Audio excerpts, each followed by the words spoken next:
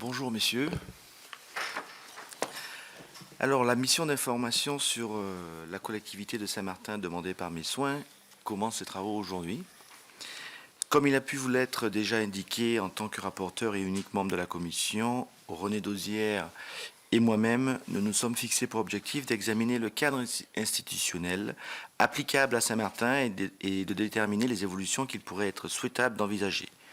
D'une part, nous souhaitons évaluer le cadre statutaire applicable à la collectivité de Saint-Martin, tel que le définit la loi organique du 21 février 2007. D'autre part, nous voulons d'étudier l'impact du statut de la collectivité en droit européen sur les conditions de son intégration dans son environnement régional. Cette réflexion nécessite d'établir un état des lieux complet et objectif. C'est la raison pour laquelle nous avons souhaité entendre en premier lieu les services du ministère fonctionnellement chargés de toutes les questions qui touchent les collectivités d'outre-mer, en l'occurrence la délégation générale à l'outre-mer, représentée ici par M. Rodolphe Jouy-Birman, sous-directeur des affaires juridiques et institutionnelles, et le service des politiques publiques du ministère des Outre-mer, en la personne de M. Mathieu Lefebvre, adjoint au sous-directeur du service des politiques publiques. Je rappelle à toutes fins utiles que cette audition est ouverte à la presse et retransmise en direct sur le site internet de l'Assemblée nationale. Les enregistrements resteront ensuite accessibles à la demande pendant quelques mois. Et à présent, messieurs, je vous cède la parole pour un exposé liminaire qui sera bien évidemment suivi de quelques questions.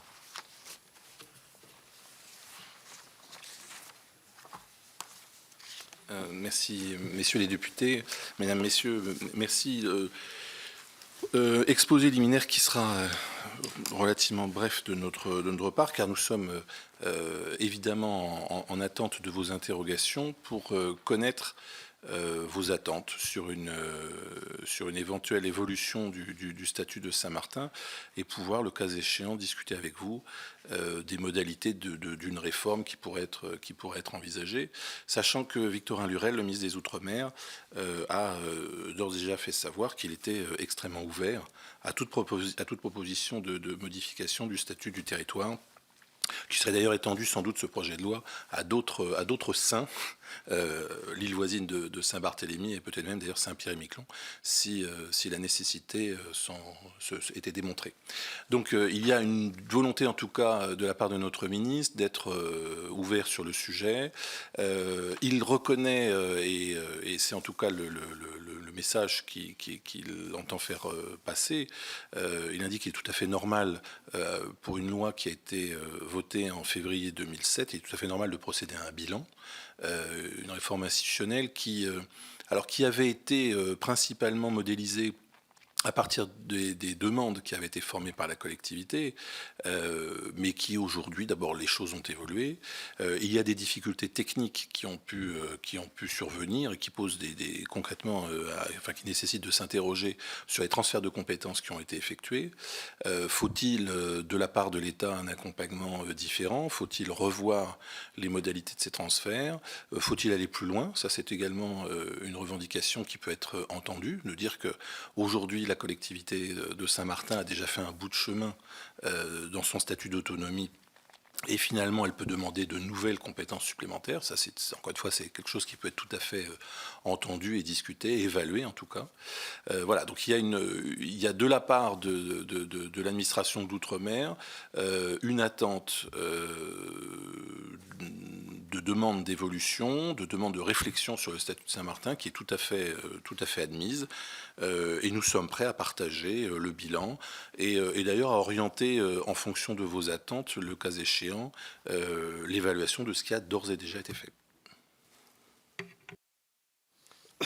Oui, justement sur ces points, très brièvement, quel regard portez-vous sur sur ce qui s'est passé depuis que Saint-Martin a changé de statut? En gros, est-ce qu'il y a des aspects qui fonctionnent bien? Mais enfin, ça, s'ils fonctionnent bien, on ne changera pas. Est-ce qu'il y a des aspects qui méritent un intérêt particulier ou qui vous interrogent? Et accessoirement, dans les relations avec l'État, est-ce que les choses sont bien calées ou est-ce que là encore, il y a des zones d'ombre? Alors, il faut être, dire les choses très, très, très ouvertement. Il n'y a pas de difficulté. Le passage au statut d'autonomie de Saint-Martin en 2007 s'est fait sans aucune difficulté. Le fonctionnement du conseil territorial, je dirais que le fonctionnement institutionnel du territoire ne pose pas de difficulté. La réforme a été une bonne réforme. Elle était d'ailleurs conforme à ce qui était attendu de la part des élus locaux. Et finalement, c'était le bon modèle qui a été pris. Il n'y a en tout cas pas de difficulté particulière de notre côté. On avait, du côté de l'État, expérimenté cette notion de représentant de l'État qui est le préfet délégué qui en réalité dépend du préfet de Guadeloupe. C'était dans un premier temps un peu une expérience de dire on ne va pas forcément mettre un préfet de plein exercice. L'État va utiliser les services qui sont implantés en Guadeloupe dans la mesure du possible pour leur demander d'intervenir sur Saint-Martin, Saint-Barthélemy.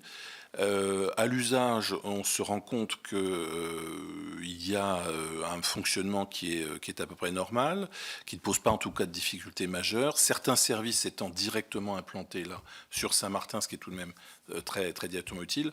Donc sur la façon dont l'État s'est structuré par rapport à cette collectivité de Saint-Martin est à la fois originale. C'est la première fois qu'on procédait de cette façon administrativement. Et puis c'est un système qui peut être pérennisé, qui a démontré qu'il tournait, il n'y a pas de difficulté. En revanche, ce sur quoi nous continuons à travailler en 2014, donc ça fait 7 ans que ça dure, c'est la difficulté concrète des transferts de compétences. C'est-à-dire qu'il y a encore quelques difficultés à permettre à la collectivité de Saint-Martin d'exercer pleinement ses compétences. Alors c'est lié parfois à des difficultés de fonctionnement avec d'autres administrations et on essaye nous de faire le relais pour les inciter à procéder à ce transfert convenablement. J'ai en tête un exemple, hein, on est en train actuellement de travailler, et ça fait des années que ça dure, sur la question des codes NATINF pour la collectivité. Alors pour les gens qui ne connaissent pas trop le système des codes NATINF, c'est les codes informatiques qui permettent, lorsque vous avez un fonctionnaire de police qui verbalise, le code informatique de l'infraction. Ça rentre dans une machine et ça permet ensuite à la personne de recevoir un procès verbal et l'argent de l'amende ensuite est éventuellement perçu par la collectivité lorsqu'il s'agit de la compétence pénale qui est exercée. Bon, c'est très compliqué avec le ministère de la Justice pour des raisons qui sont liées tout simplement à des problèmes de réseau informatique, de mise en œuvre d'un certain nombre d'outils. Donc le ministère de la Justice est à l'écoute, essaye d'avancer sur le sujet, mais c'est un sujet qui se construit sur plusieurs années. Voilà, là très clairement en 2007, on a donné une compétence normative à la collectivité en disant qu'elle pouvait assortir de contraventions un certain nombre d'infractions qu'elle créait.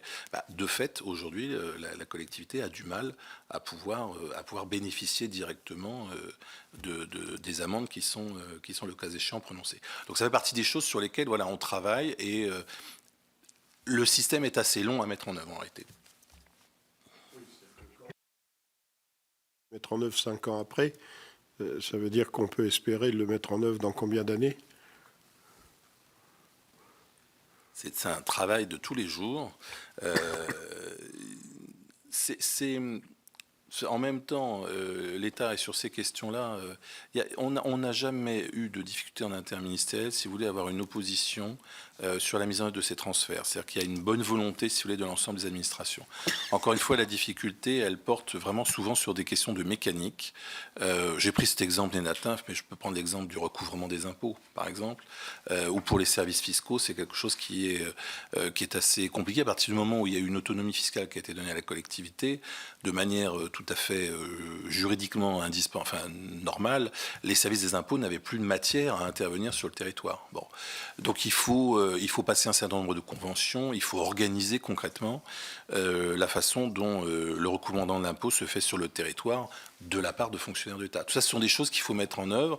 Alors c'est des conventions, souvent, c'est des dispositifs ad hoc qu'il faut créer, et c'est vrai que ça prend un certain temps. Le problème précis du code NATINF, c'est quoi exactement? Parce que ça fait un petit moment qu'on travaille sur la question et qu'on la pose. Le problème précis, il est tout simplement que vous avez un système national qui enregistre la totalité des codes NATINF pour la France, et que, je prends un exemple en matière de circulation routière, si la collectivité de Saint-Martin, en matière de plaques d'immatriculation, crée sa propre réglementation, vous avez des infractions similaires qui existent en métropole. Donc la codification informatique crée une difficulté dans la base de données. C'est-à-dire que vous allez avoir des infractions très voisines et vous risquez d'avoir en métropole quelqu'un à Lille qui est sanctionné sur la référence informatique qui correspond en fait au territoire de Saint-Martin. Donc pour la chancellerie, ça pose une difficulté très matérielle, très informatique en réalité, et donc d'envisager de constituer un logiciel ou en tout cas une base de données qui soit propre au territoire. Ce qui nécessite évidemment des recherches et un certain investissement.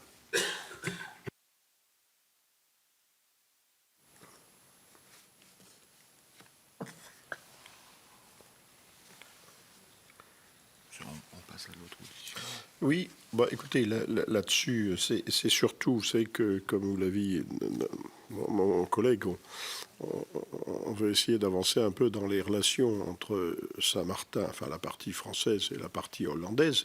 De ce point de vue-là, où en est-on? Il y a eu, notamment, on disait qu'il y a eu une rencontre sur ce sujet qui aurait été organisée lors de la visite du président de la République aux Pays-Bas. Enfin, je veux dire, est-ce que ça a pu faire avancer les choses? Quels sont les problèmes qui ont été posés? Ou quels sont, de votre point de vue, les gros problèmes, les grosses questions qui se posent dans les relations entre les deux collectivités? Alors, en ce qui concerne les relations avec la partie néerlandaise de l'île de Saint-Martin, il y a en effet une réunion quadripartite qui a été organisée à La Haye au lendemain donc, du déplacement du président de la République. Et comme toujours outre-mer, dans les relations que nous avons en bilatéral entre la République française et les pays qui sont voisins de nos collectivités d'outre-mer, nous avons une très bonne relation bilatérale. Ce qui veut dire que sur tout ce qui est coopération entre les Pays-Bas et la France sur la zone de Saint-Martin, que ce soit une coopération en matière de défense, que ce soit une coopération en matière de sécurité civile, soit une coopération policière, la question de l'aéroport par exemple, bon, tous ces sujets-là sont bien gérés et véritablement il y a de la part des deux parties une entente réelle. C'est en plus un pays européen avec lequel on partage beaucoup de liens, donc il n'y a pas de difficulté. Ce qui en réalité pose sans doute plus une difficulté, c'est la coopération directe entre les territoires localement, c'est-à-dire entre Sint-Maarten et la collectivité de Saint-Martin, où là on se rend compte qu'en réalité il y a sans doute plus de difficultés à mettre en œuvre concrètement quelque chose. Si Saint-Martin a un statut d'autonomie et dans pas mal de domaines maintenant a sa propre réglementation, la partie de Sint-Maarten est un peu déconnectée de La Haye. Et en réalité, sur énormément de sujets qui soient économiques, sociaux, matière d'urbanisme par exemple, la collectivité de Sint-Maarten a une autonomie qui fait qu'il n'y a pas de possibilité pour La Haye d'avoir une autorité directe sur ce qui se fait sur ce territoire. Donc on est vraiment sur ensuite la nécessité de négocier au cas par cas des dispositions entre les deux collectivités. Et encore une fois, la relation entre États, elle pose pas de difficulté. Après, c'est du travail entre les conseils territoriaux locaux. Est-ce que vous pouvez préciser un petit peu, si je vous entends, je prends les problèmes de la police ou de la sécurité. Donc, il n'y a aucune difficulté dans les relations entre le ministère de l'Intérieur français et puis l'équivalent hollandais pour dire voilà comment on doit fonctionner sur le plan de la sécurité et de la police, je suppose. Bon, on se met d'accord. Bon.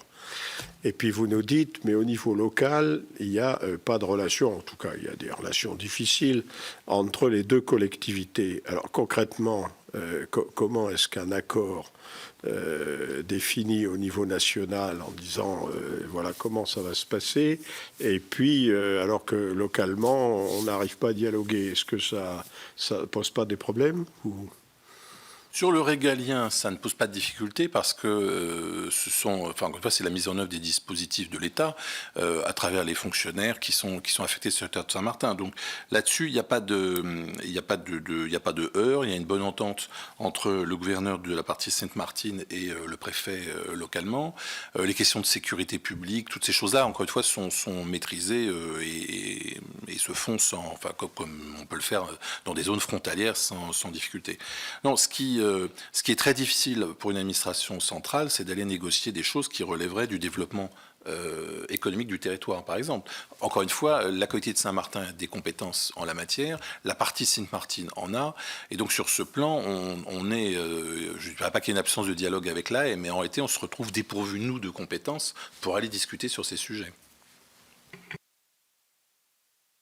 L'AE vous dit, j'ai pas d'autorité. Enfin, Sint-Maarten n'est pas indépendant quand même par rapport au gouvernement hollandais, non? Non, alors Sint-Maarten en effet n'est pas un territoire indépendant, mais la relation du gouvernement central néerlandais avec ces territoires ultramarins est très différente de l'approche constitutionnelle que nous avons en France. Il y a l'autonomie est extrêmement forte et en réalité l'AE veille principalement à ce que ces territoires respectent les conventions internationales que les Pays-Bas a signées. En réalité, le contrôle sur ces territoires ne va pas beaucoup plus loin.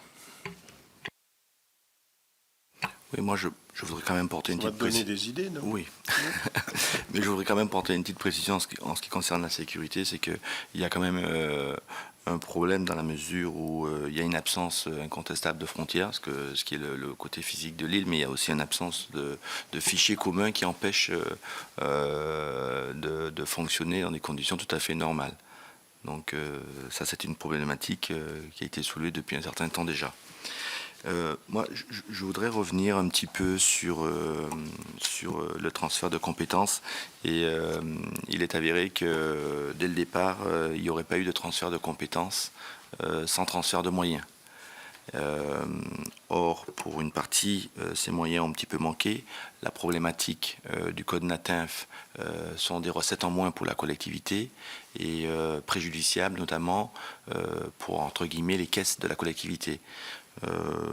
Est-ce qu'on peut savoir à peu près quel est ce manque à gagner pour la collectivité, car on connaît le fonctionnement aujourd'hui de cette collectivité, on connaît les manquements financiers qu'elle peut avoir, et pas toujours dû à sa gestion, mais aussi dû au fait que ces transferts n'ont pas été toujours accompagnés des moyens qui la permettraient de fonctionner normalement. Sur la question des transferts de compétences, il existe une commission d'évaluation des charges locales qui, à chaque fois qu'une matière a été transférée à la collectivité, a évalué donc le montant de la compensation, sachant qu'elle se fait d'un point de vue moyen financier investi par l'État au moment du transfert de compétences, mais également par rapport aux moyens matériels.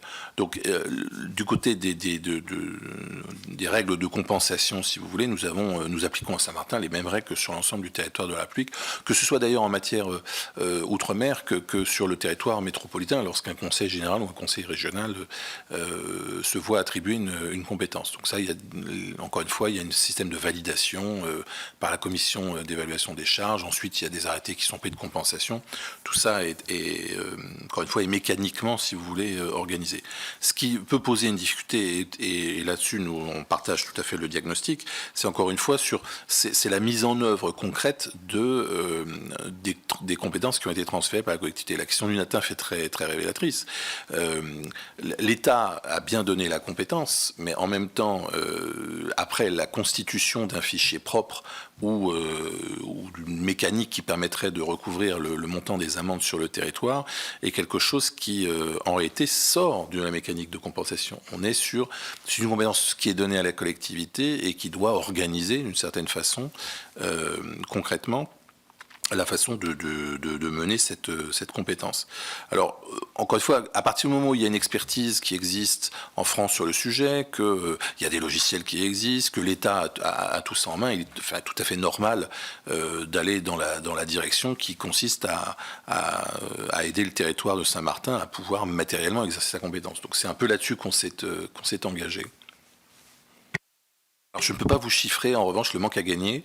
Je ne dispose pas de ces éléments d'information et en réalité je pense que c'est la collectivité qui, en déterminant les contraventions qu'elle a créées, qui pourrait, le cas échéant, je pense, évaluer à peu près ce que ça représente. Mais de notre côté, j'ai pas d'évaluation.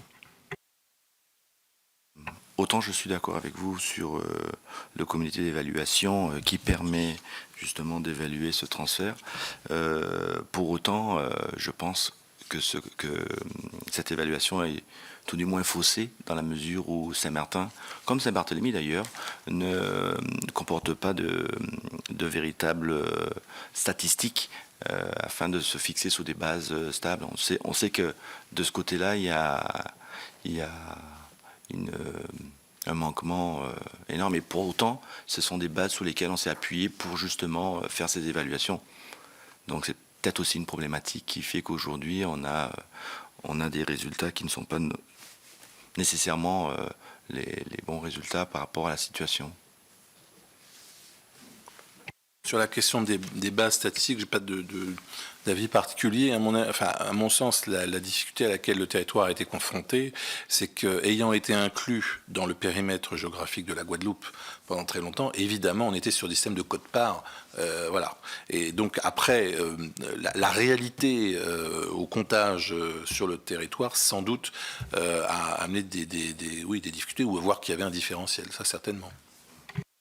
Exactement le point que je voulais montrer. On était toujours pris dans un quota guadeloupéen, mais peut-être pas nécessairement la réalité des faits sur le terrain à Saint-Martin, ce qui pourrait aussi créer les manquements qu'on voit aujourd'hui.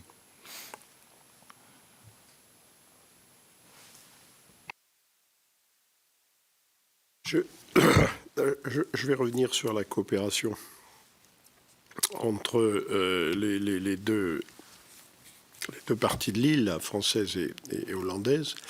Il y a un certain nombre, là, on m'a indiqué qu'il y a un certain nombre de documents ou de conventions qui ont été établis. En février 2012, une instance de dialogue régulier, je ne sais pas si c'est comme ça qu'on l'appelle. Bon. D'autre part, il y a un comité de liaison tripartite qui a été créé en février 2013 entre l'État, la collectivité et le pays de Sint-Maarten. Et puis, de même, il y a eu les accords que vous avez évoqués, notamment en mai 1994 sur le contrôle des personnes dans les aéroports de Saint-Martin, en janvier 2002, une autre convention relative à l'assistance mutuelle, à la coopération entre les administrations douanières, et puis un accord d'octobre 2010 relatif à la coopération policière. Est-ce qu'on a... on peut vous interroger, si vous voulez, par écrit sur ces documents plus précis, hein, si vous le souhaitez, ou est-ce que là, vous avez des... comment tout ça, finalement, fonctionne? Je pense qu'il serait plus simple qu'on vous réponde pour écrit. Si vous voulez qu'on évalue concrètement l'impact, oui, bien sûr. Ce que j'ai en tête par rapport à la connaissance de ces documents, c'est que ce sont tous ces accords qui ont été signés.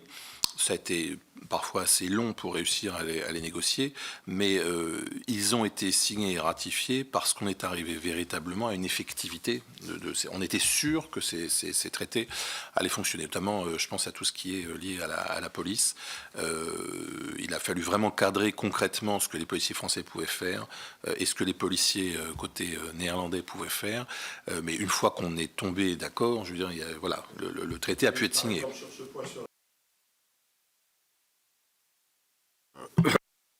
Un délinquant, enfin présumé coupable, enfin appelez-le comme vous voulez, enfin un délinquant du côté français qui s'en va du côté hollandais, il y a quoi? Il y a un droit de poursuite. Les policiers français ont le droit d'aller le chercher dans la partie hollandaise, ou comment ça se passe? Là, on n'est pas en zone Schengen avec des modalités simplifiées. Sur ce point, mais c'est une difficulté qui est liée au traité de Concordia en réalité de 1648 sur l'absence de frontières très très matérielles.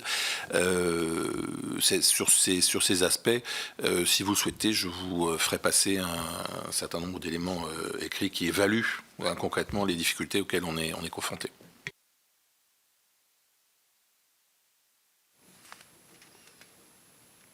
Si je comprends bien, on travaille là-bas sur la base d'un texte de, vous avez dit 1648, oui, c'est pendant la guerre de 30 ans, enfin en Europe, quoi. Hein, c'est ça, le traité de Westphalie, c'est ça. Oui. Alors, il a tout de même été, ça ne va pas vous rassurer, mais il a été réitéré dans son intention entre les pays en 1839. Ça commence aussi un petit peu à dater, mais enfin bon, c'est quand même une volonté tout de même de réitérer le contenu de cet accord. On appellerait on dirait aujourd'hui de libre circulation en fait. Hein, si on utilisait une terminologie plus européenne, mais c'est ça, c'était l'idée de dire qu'il y a une libre circulation des biens et des personnes entre les deux parties du territoire. Les personnes, et notamment les délinquants, peuvent circuler librement, mais pas la police. C'est ça, non? C'est peut-être une façon enfin, d'appréhender le sujet. Un peu polémique. Peut-être. Hein? Peut-être. Oui.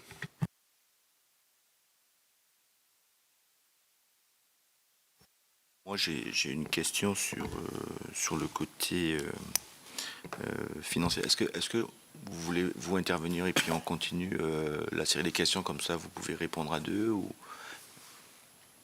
Si vous le souhaitez, je peux intervenir en fait sur la partie plus européenne, sur les programmes de coopération territoriale européenne, mais vous voulez peut-être l'évoquer ensuite, comme vous le souhaitez. Petite question alors concernant l'accompagnement financier.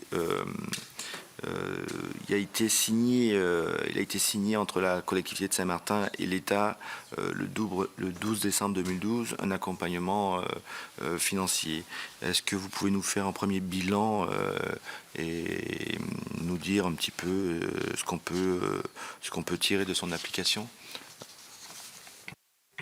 Alors, ce que vous appelez un accompagnement financier est ce que, de notre côté, nous appelons une avance remboursable. Donc, c'est un montant de 18 millions d'euros qui a été versé à la collectivité avec donc un système de remboursement qui est étalé, qui vise à remédier à des difficultés structurelles du côté de la collectivité. Ça a donné lieu, enfin, ce montant a été accordé et calculé après une mission d'expertise.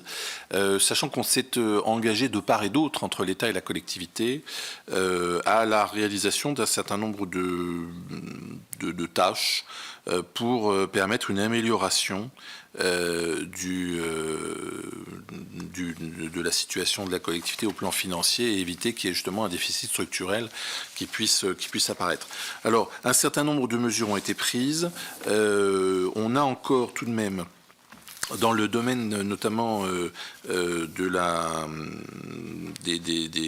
la réflexion sur tout ce qui est ce que j'appelle le parafiscal, je pense que l'expression n'est pas bonne, mais il y a toute une réflexion sur le bénéfice qui peut être tiré par exemple des jeux sur le territoire, tout ce qui est réglementation et montant de fiscalité autour des questions de taxes sur le carburant, enfin toutes ces choses-là, il y a une réflexion qui doit être partagée entre les deux, entre la collectivité et l'État pour éventuellement donc améliorer tout simplement la question des recettes du territoire. Donc là, il y a un travail qui est en cours avec le ministère des Finances sur ce sujet.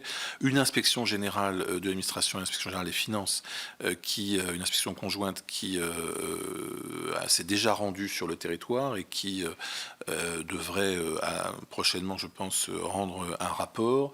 Il y a tout un travail, encore une fois, sur le regard du fonctionnement financier de la collectivité qui aujourd'hui est porté par l'État, sachant encore une fois que cette avance sur recette de 18 millions, elle est remboursable, mais que, enfin, encore une fois, l'idée était de dire il faut sur les 2-3 ans qui viennent, on permette à la collectivité de trouver un rythme de croisière et de régler cette question de déficit structurel.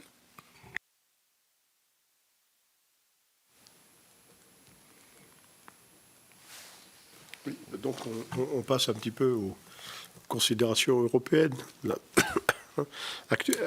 Actuellement, d'ailleurs, le régime Saint-Martin est dans quel régime sur le plan européen? Parce qu'il y a une question, je crois, localement qui se pose de savoir s'il pourrait changer de régime. Quels seraient les avantages? Enfin, d'abord, est-ce que c'est possible ou pas? Dans quelles conditions? Et les avantages et les inconvénients? Oui, donc Saint-Martin fait partie de la catégorie de ce qu'on appelle la catégorie des régions ultra-périphériques, selon l'article 349, le fameux article 349 du traité sur le fonctionnement de l'Union européenne, qui mentionne un certain nombre de territoires de français, espagnols et portugais, qui les mentionne nommément au niveau de ces régions ultra-périphériques. À la différence de Sint Maarten, qui est un pays qui appartient à une autre catégorie, qui est la catégorie des pays et territoires d'outre-mer, qui est régie par un autre article donc, du traité, par une partie particulière du traité sur le fonctionnement de l'Union européenne.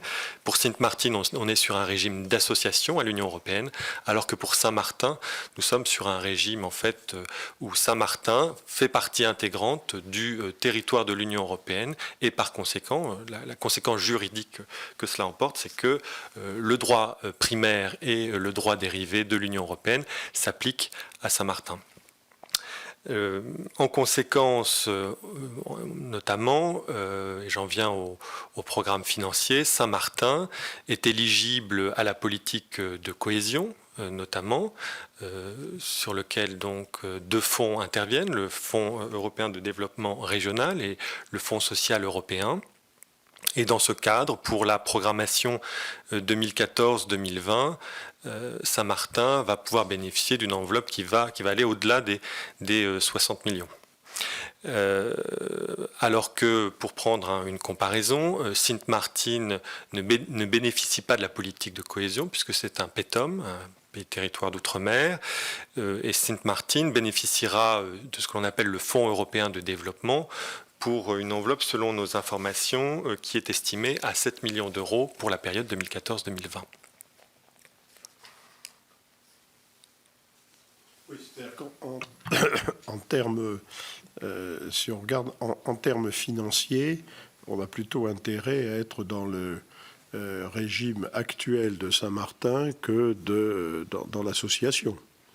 En termes financiers, effectivement, la comparaison est très nette en faveur du régime des régions ultrapériphériques. Bon.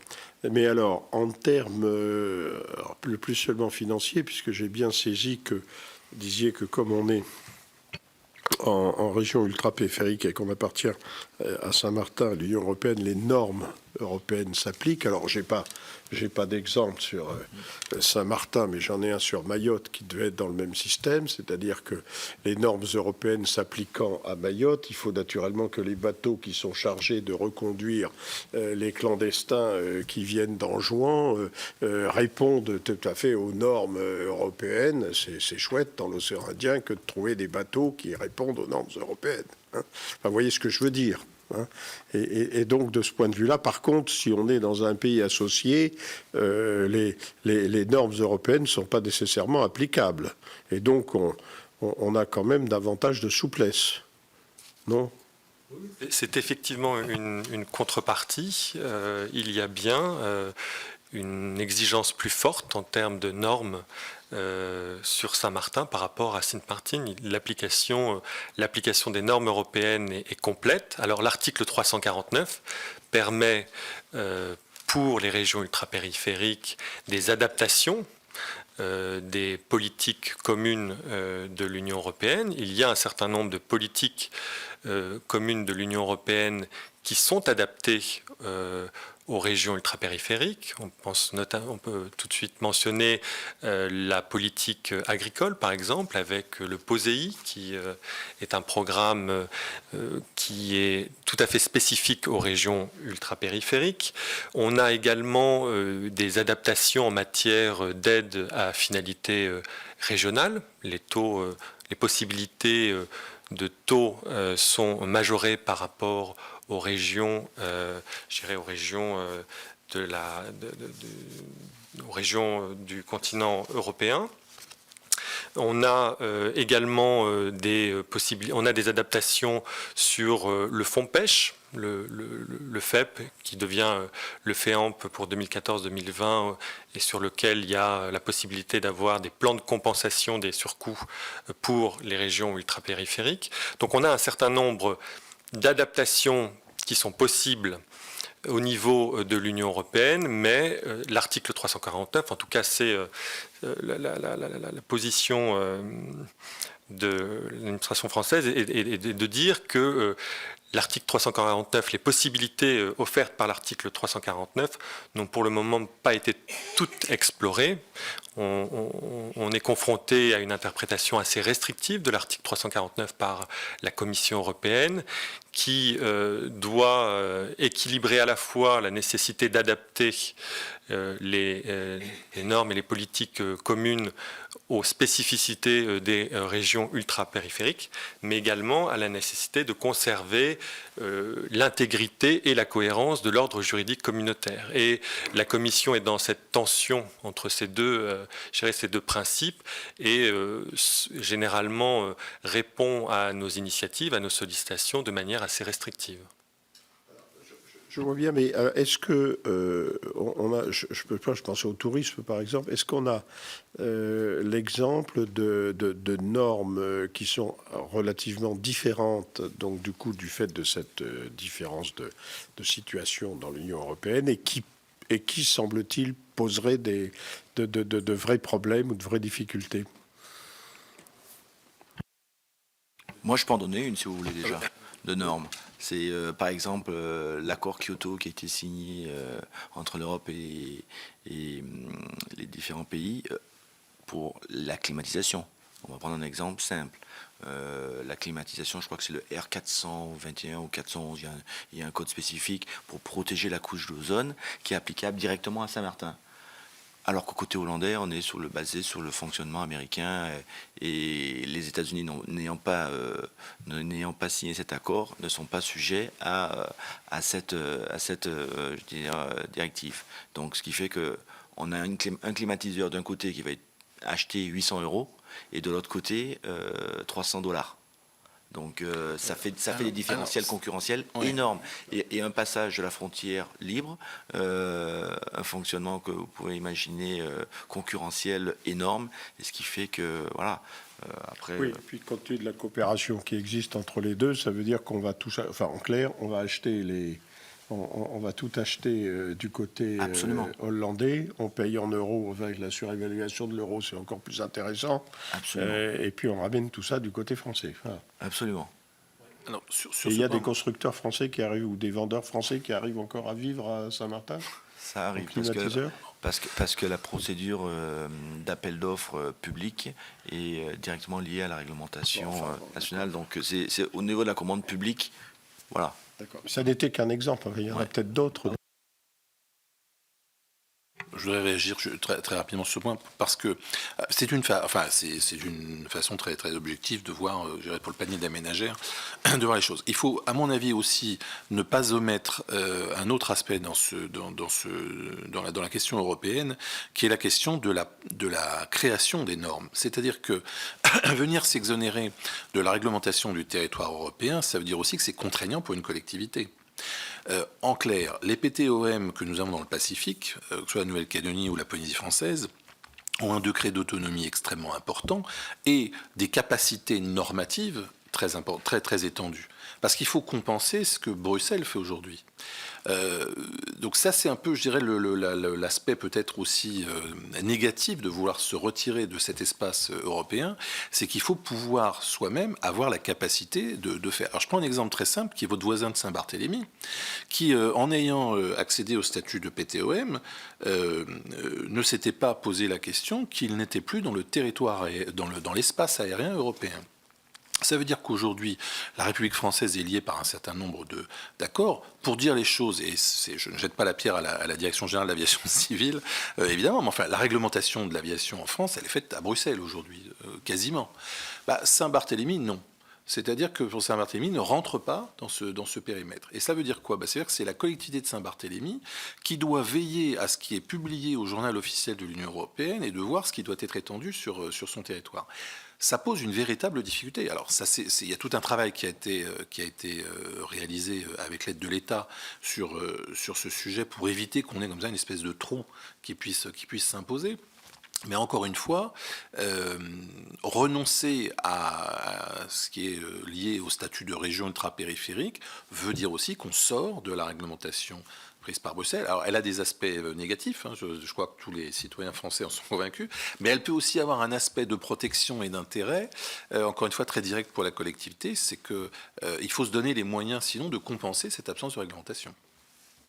Alors, je vais peut-être faire une intervention qui est un peu de parti pris, mais vous avez entièrement raison, sauf une petite différence près, qu'on est une île qui vivons avec deux systèmes complètement différents, ce qui est contraire à ce qui est différent avec Saint-Barthélemy, qui est une île à part. Alors que nous, on a, voilà, la difficulté, elle est de pouvoir coexister et travailler avec deux législations complètement différentes, une hors du système et l'autre dans le système, et avec des frontières qui sont ouvertes. Alors moi, j'ai une petite question, parce que vous avez évoqué, Monsieur Lefebvre, l'article 349 pour les adaptations. Est-ce qu'il s'agit ce que moi j'appelle communément les dérogations, puisque lorsque nous étions en commune, puisque je suis élu depuis 2001 dans cette collectivité, on était commune, nous parlions effectivement, au lieu de sortir du système européen, on parlait déjà de pouvoir s'adapter au fonctionnement et à la réglementation hollandaise qui était hors du système européen. Or, il nous a été dit qu'il fallait l'unanimité des pays européens pour pouvoir obtenir des dérogations. Donc, ce qui voudrait dire que le mécanisme n'est pas aussi simple que cela, et c'est peut-être pour cela que nous sommes partis vers une évolution que nous avons aujourd'hui. La procédure sur la base de l'article 349 pour obtenir des mesures spécifiques est la suivante. En fait, elle est habituelle, mais c'est proposition de la Commission, adoption par le Conseil à l'unanimité, après consultation du Parlement européen, c'est-à-dire une consultation qui est le Parlement européen émet un avis, mais nous ne sommes pas dans le domaine de la codécision. Il fait que Saint-Martin peut s'interroger et devrait s'interroger aujourd'hui sur l'intérêt de rester ou pas dans la région ultra-périphérique, plutôt que d'aller vers des dérogations qui semblent à ce niveau-là impossibles à obtenir. Elles ne sont pas impossibles à obtenir, elles sont difficiles à obtenir. Actuellement, pour donner un exemple, nous sommes dans une discussion avec la Commission, enfin l'ensemble des régions ultrapériphériques et les États donc, sont en discussion avec la Commission au sein de ce qu'on appelait des groupes RUP que la Commission a mis en place pour étudier les suites à donner au plan d'action RUP qu'elle avait demandé en 2012-2013. Dans ce cadre, la Commission a bien spécifié qu'elle voulait réfléchir aux adaptations, mais à droit constant. Donc il s'agit plus pour la Commission de réfléchir aux adaptations dans la mise en œuvre des programmes horizontaux, par exemple Horizon 2020, COSME, ou le programme EASY, ou à des adaptations effectivement pour un certain nombre de filières stratégiques qui auraient été identifiées. Et le ministre des Outre-mer a fait un certain nombre de propositions à la Commission européenne sur ces filières stratégiques.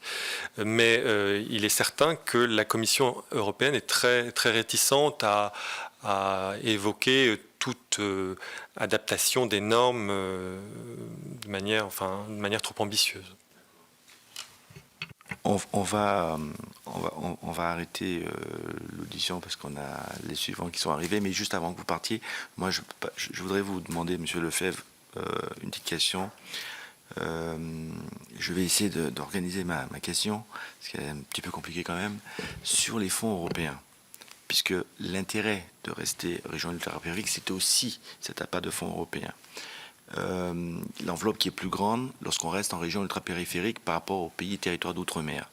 Mais aujourd'hui, le positionnement de Saint-Martin première partie de la question, Saint-Martin est éligible en tant que région ultrapériphérique à part entière, c'est-à-dire détachée de la région Guadeloupe, ou Saint-Martin est-elle encore inclus au niveau de l'Europe dans la région Guadeloupe par rapport à cette enveloppe? Et si enveloppe il y a, cette enveloppe est-elle bien particulière à Saint-Martin et décidée depuis le territoire national, ou cette décision est encore prise dans la globalité de la région Guadeloupe? Première partie de la question. Deuxième partie, si Saint-Martin faisait l'option de passer en pays territoire d'outre-mer, est-ce que cette enveloppe pour les pays et territoires d'outre-mer est différemment accessible pour chacun des pays qui sont membres? Je m'explique.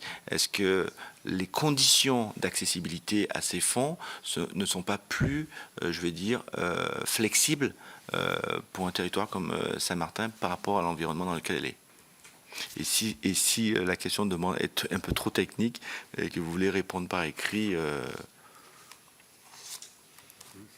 Je pourrais vous apporter effectivement des compléments par écrit, mais je vais essayer de vous apporter des premiers éléments de réponse. Alors, sur la première partie de votre question, Saint-Martin est une RUP à part entière. Elle est mentionnée à l'article 349 de manière distincte de la Guadeloupe.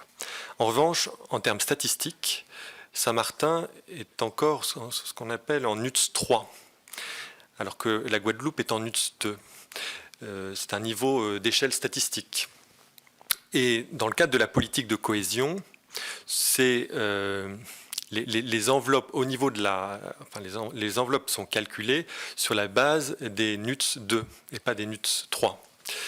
Donc nous sommes dans une situation un petit peu, dans une situation un peu ambiguë, puisque effectivement Saint-Martin est une RUP, mais dans les modalités de la politique de cohésion, Saint-Martin n'apparaît pas comme une unité statistique, je dirais entre guillemets de droit commun. L'expression n'est pas la bonne, mais l'unité statistique de base en fait. En termes d'architecture, pour les programmes, au niveau du FEDER et du FSE, Saint-Martin relèvera toujours du programme régional Guadeloupe, au niveau du programme principal. Et Saint-Martin relèvera du programme Guadeloupe géré par le préfet de région. Et dans ce cadre-là, seront identifiées de manière très précise des enveloppes FEDER et FSE. Cette répartition s'est faite au niveau national et pas au niveau régional. Donc c'est au niveau national que nous avons réfléchi et acté une répartition pour Saint-Martin. Autre élément, pour le programme opérationnel de coopération territoriale européenne, c'est le préfet délégué de Saint-Martin, puisqu'on est là véritablement sur de la coopération interrégionale Saint-Martin-Sine-Martine, c'est le préfet délégué de Saint-Martin qui sera autorité de gestion, qui aura la main directe, mais il aura aussi la main par le biais, dans le cadre il aura aussi la main sur la partie Saint-Martin dans le programme Guadeloupe, sur le FEDER FSE. Mais il ne sera pas autorité de gestion attitrée pour cette partie principale. Dernier élément de réponse, donc dernière partie de la question, sur les PETOM. Effectivement, les modalités de gestion sont un peu moins... ce sont deux dispositifs assez différents, le FED et le FEDER FSE. Il y a des modalités de gestion certaines modalités de gestion sont un peu plus flexibles pour les PETOM, mais les PETOM, notamment dans le Pacifique, ont tendance à se plaindre de la lourdeur de gestion du FED également. Donc ce sont des modalités de gestion différentes, il est difficile de dire qu'elles sont plus légères, elles sont assez spécifiques l'une de l'autre. Donc je peux essayer de vous apporter une réponse par écrite pour vous sur ce sujet-là. C'est difficile à mon sens d'avoir une réponse noir et blanc, c'est-à-dire le FSE et le FEDER c'est moins simple et le FED c'est plus simple en termes de gestion. Juste, hein, si vous pouvez apporter un complément de réponse On vous par donnera. écrit, je vais juste compléter. En fait, directement, ma question, c'était est-ce que, en étant éligible au FED, Saint-Martin allait nécessairement avoir une plus petite part que si elle restait région ultra-périphérique et était éligible au FEDER. Voilà. Alors ça, je peux vous répondre assez directement. Voilà. C'est tout à fait clair que Saint-Martin recevrait beaucoup moins de fonds européens si elle était PETOM. Aujourd'hui, parce qu'aujourd'hui, lorsqu'on voit la situation à Saint-Martin et qu'on voit les infrastructures qui ont été mises en place, le côté hollandais qui est éligible au FED a un port de commerce digne de ce nom, a un port de plaisance digne de ce nom, a un aéroport international digne de ce nom, alors que la partie française, je veux dire, avance péniblement avec un petit port commercial, actuellement en expansion, mais qui ne trouve pas les moyens financiers pour son expansion, notamment européen. Un aérodrome, parce que je n'ose même pas parler d'aéroport, un aérodrome qui aujourd'hui a atteint ses limites. Et lorsqu'on voit les prestations dont on pourrait avoir accès et qui ne sont pas sur le territoire, je me pose des questions quant à le maintien en région ultra-périphérique. Ça veut dire que vous avez plus d'argent, mais que le résultat, il n'est pas là. Alors il va où l'argent ? Non, c'est pas comme ça qu'il faut le dire. Il n'est pas arrivé encore. Je ne me permettrai pas de juger la gestion. Non, bah, écoutez, moi, si je prends... non, je ne juge rien du tout. Enfin, vous nous dites que Saint-Martin est éligible à une aide financière plus importante. Et toi, tu viens de nous dire que la partie hollandaise, avec une aide financière plus faible, a des équipements magnifiques que n'a pas Saint-Martin. Alors, je veux dire, il y a un problème quelque part. Ou alors, ça n'a pas été demandé. L'argent est resté virtuel, non ? C'est assez différent entre Saint-Martin et Sint-Maarten, explique en grande partie les différences. Je voudrais juste, pour reprendre sur la question du FED, lorsque l'on regarde les enveloppes qui seront allouées au niveau des îles du Pacifique, qui ont des populations plus importantes que Saint-Martin, on est sur des montants qui ne dépassent jamais les 25 ou 30 millions d'euros. Permettez-moi quand même de revenir concrètement sur l'une des questions qu'a posée mon collègue. Au fond, si j'ai compris votre réponse, qui était tout à fait nuancée, parce qu'elle est légitime compte tenu de la difficulté des procédures européennes, au fond, les fonds pour Saint-Martin sont dans le cadre d'une enveloppe globale qui comprend la Guadeloupe. Et donc, alors la question, enfin, je comprends, c'est cette enveloppe, elle est définie, disons, Bruxelles définit une enveloppe Guadeloupe, et à l'intérieur de cette enveloppe Guadeloupe, c'est Paris qui dit il y a tant pour Saint-Martin. C'est bien comme ça que ça se passe. Alors que toi, tu disais, est-ce que c'est Bruxelles qui dit directement, voilà combien il faut à Saint-Martin, voilà. Non.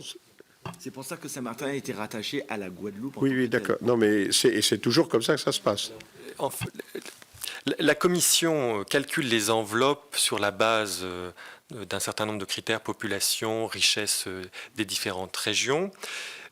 Ensuite, il y a une agrégation de cette enveloppe au niveau national. Il y a une séparation entre trois types d'enveloppes pour les régions les plus développées, pour les régions en transition, pour les régions les moins développées. Les régions ultrapériphériques se situent dans la catégorie des régions les moins développées. Et dans ce cadre-là, c'est les autorités françaises qui répartissent les enveloppes et nous avons en fait utilisé les mêmes critères que la Commission européenne pour répartir ces enveloppes au niveau des territoires. Sur les programmes principaux FEDER, FSE, effectivement, Saint-Martin relève du programme Guadeloupe qui sera géré par le préfet de région. Pour le programme de coopération territoriale européenne, c'est un programme spécifique et qui sera géré par le préfet délégué. Direct. C'était ça. Non, c'est pas défini. Donc, bon, écoutez, je pense En tous les cas, on vous remercie de votre participation ce matin à cette audition. Et puis, comme on a dit, pour les autres questions que nous aurions, si vous nous permettez, de vous les transmettre par écrit. Je vous remercie.